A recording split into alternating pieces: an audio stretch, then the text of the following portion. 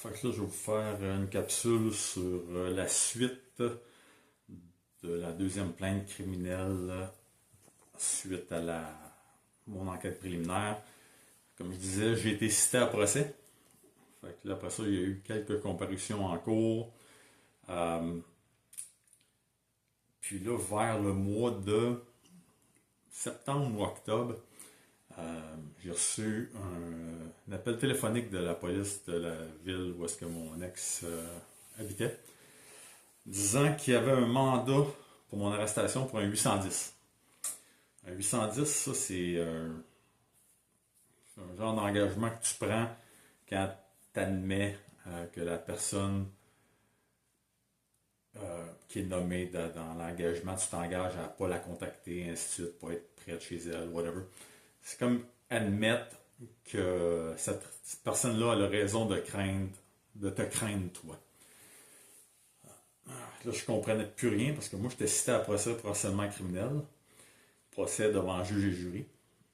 Là, je suis encore une fois, là, je suis tombé des nues, là. Je capotais, là. Je comprenais plus rien de ce qui se passait. Donc là, je me suis présenté au poste de police, je me suis fait arrêter encore une fois. Il n'était pas question que je signe le 810. J'ai rien fait pour que mon ex me craigne. Je ne l'ai jamais menacé ou whatever. Jamais allé chez elle. Rien.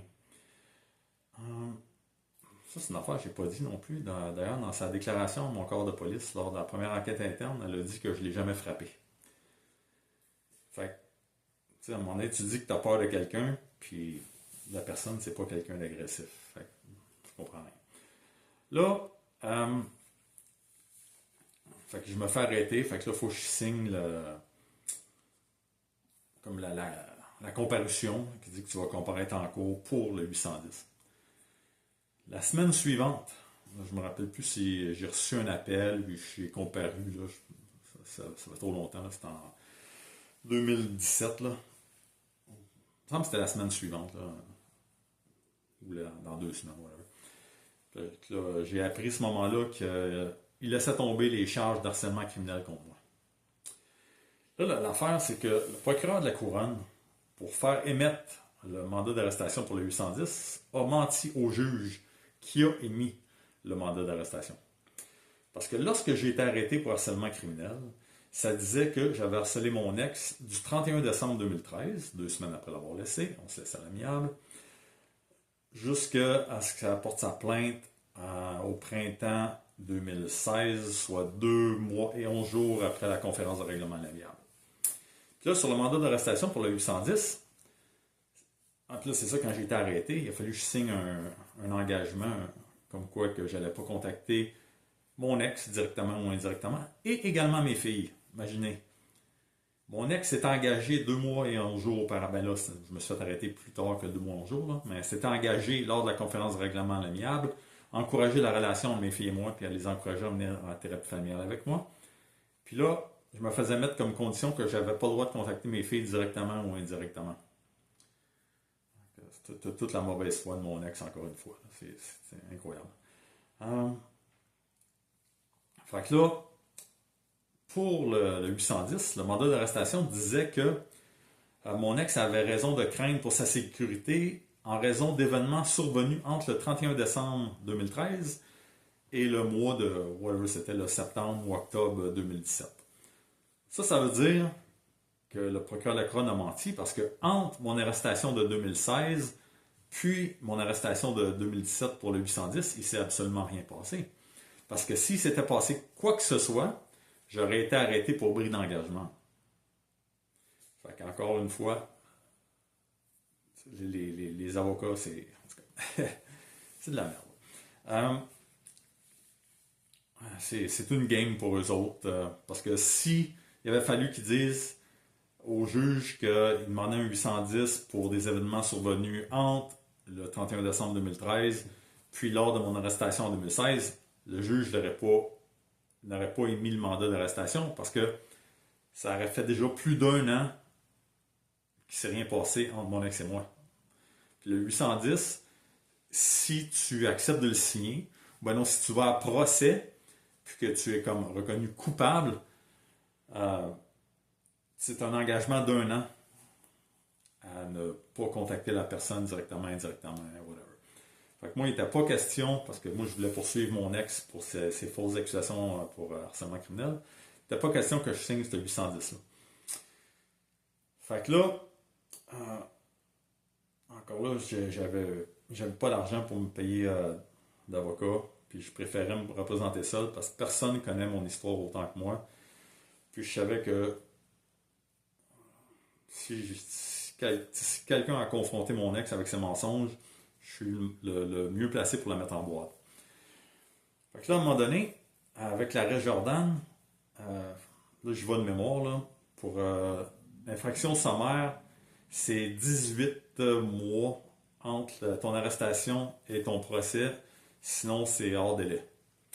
Là, ça faisait plus de 18 mois, 810 c'est comme infraction sommaire.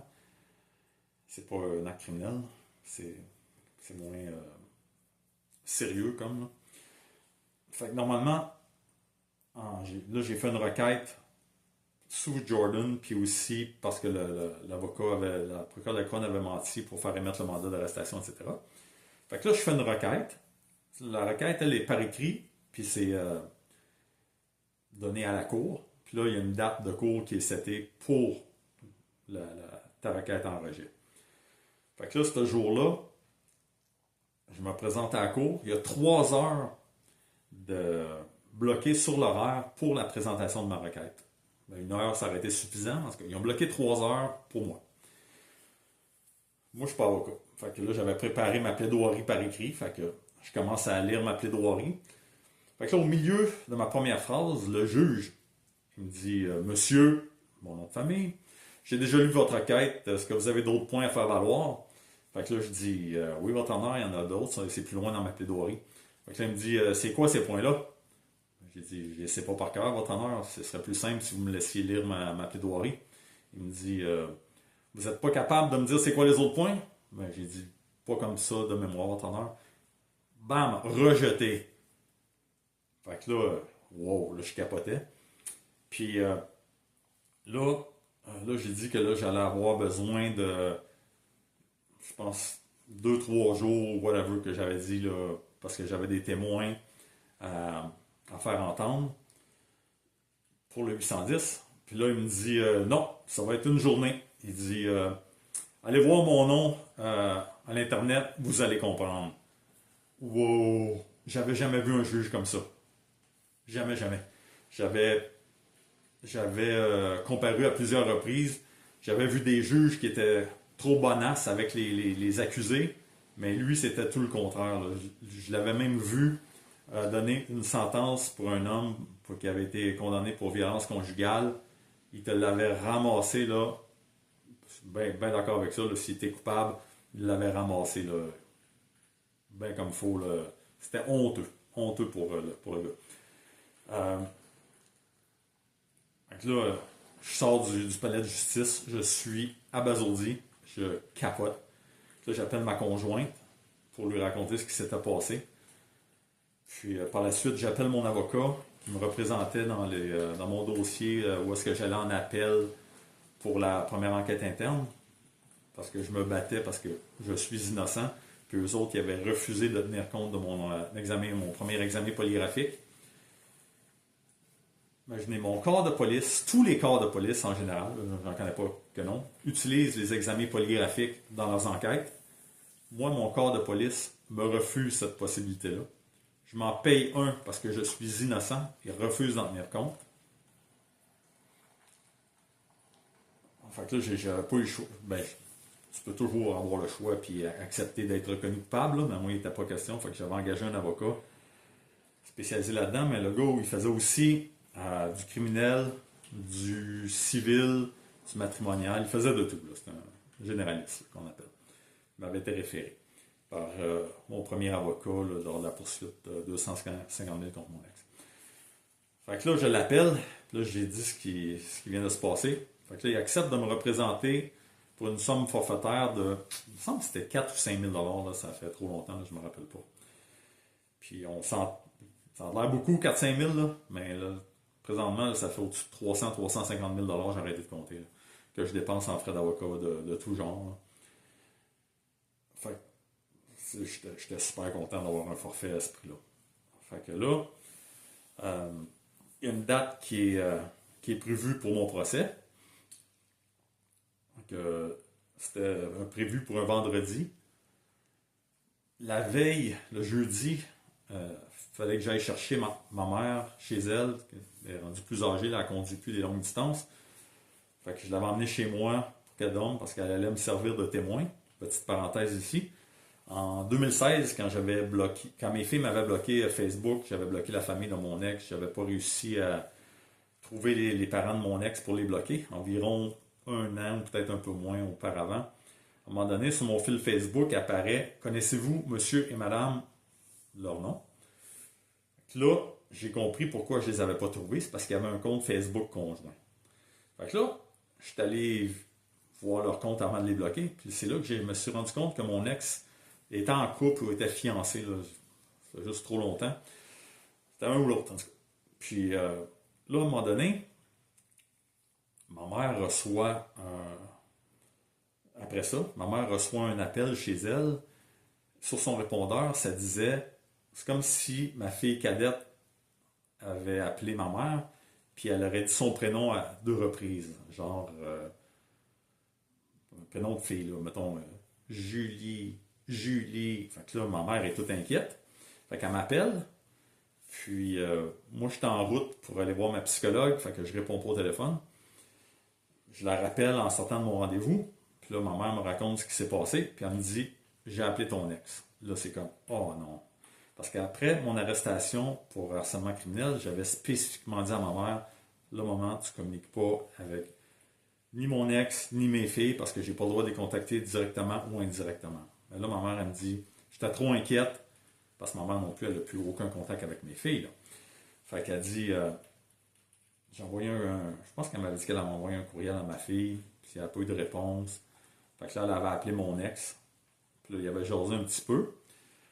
Puis là, ma mère elle a fait mention. Je sais pas comment elle a pu faire ça. Ma mère elle a parlé comme tu parles à une amie, là. De tout et de rien. Puis là, elle y a dit que j'y avais dit qu'elle s'était fait un chum ou qu'elle était fiancée ou quelque chose comme ça. Fait que là, c'est comme si je stalkais mon ex. Fait que ça paraissait vraiment mal. Fait que mon avocat m'avait dit, faut faire témoigner ta mère parce que sinon, ça va mal paraître pour toi. Fait que là, le jeudi soir, là, j'étais allé chercher ma mère le jeudi, mon avocat m'appelle et il me dit, je pourrais pas être là demain parce que pour un 810, c'est la Cour du Québec. Il me dit, je viens de me faire signifier une urgence en Cour supérieure. Donc, Cour supérieure, ça a la préséance sur la Cour du Québec. Il dit, je pourrais pas être là. J'ai déjà communiqué avec le procureur de la Couronne. Il n'y a pas de problème, ça va être remis. Fait que là, c'est comme, il dit, il faut que tu te présentes pareil. Fait que là, le lendemain matin, je pars à la cour avec ma conjointe, ma mère. On arrive au palais de justice. Fait que là, on rentre dans le lobby. Puis là, le hall est un peu plus loin vers l'avant. Fait que je vais voir pour regarder dans quelle salle de cours je suis supposé comparaître. Fait que là, je vois la salle de cours, je vois le numéro de la salle de cours, fait que je m'en vais vers la salle de cours pour voir où est-ce que c'est, pour pas être en retard. Puis là, je vois toute la gang de mon ex qui est là.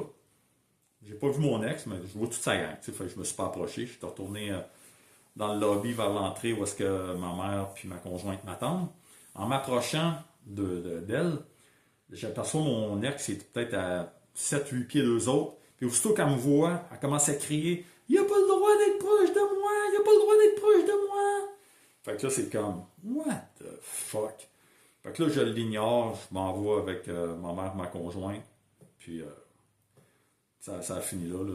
Il n'y a pas rien qui s'est passé. Là, mais elle essayait de me faire arrêter pour comme un genre de bris d'engagement. Là. Fait que on se présente à la cour, puis le procureur de la Couronne dit que ça va être remis à cause de ce que je vous ai expliqué. Puis le procureur de la Couronne, il mentionne au juge que Madame tient à mentionner qu'elle tient, que c'était important pour elle la comparution, qu'il y ait un procès ou whatever. Je ne me rappelle plus exactement c'est quoi, là, mais c'était important pour elle, là, ça, là, le 810. Fait que là, c'est remis à plus tard. Puis, avec les retards dans les salles les palais de justice, les salles de cour, whatever, par manque de personnel et tout ça, c'est remis, là on est rendu on est rendu au printemps 2018. Là, à l'automne 2018, à un moment donné, mon avocat m'appelle pour me dire que les procureurs de la couronne ont tout laissé tomber. Parce que là, ça faisait déjà un an depuis 2017 pour le 810. Il n'y a jamais eu aucun bris d'engagement. Fait que les procureurs de la couronne avaient décidé, regarde, on va arrêter de perdre le temps de la cour avec ces niaiseries-là. Là. Il n'y a aucun danger pour madame. Puis, c'est ça. Là, j'ai su par la suite, parce que mon avocat était ami avec des gens qui travaillaient au bureau du procureur de la couronne. Mon ex s'était présenté là, puis elle avait menacé de les poursuivre parce qu'il avait laissé tomber les genres d'accusations contre moi pour le 810. Fait que c'est comme ça que c'est terminé la saga de mon arrestation pour harcèlement criminel. Et je vais vous raconter la suite.